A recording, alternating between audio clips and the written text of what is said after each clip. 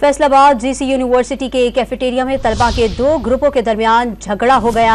हाथापाई से दो तलबा जख्मी हो गए हैं। आपको खबर दे रहे हैं फैसलाबाद से।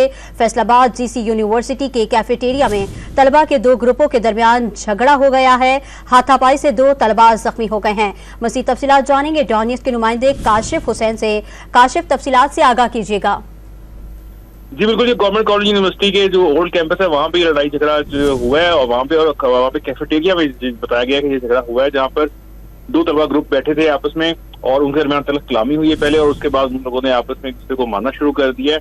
पहले गालम गलोच हुई, उसके बाद ईंटें, मुक्के और फिर कुर्सियां जो वहाँ पे पड़ी थी, जिसके हाथ जो आया उसने वो अपने मुखालफिनों पर बरसाना शुरू कर दिए।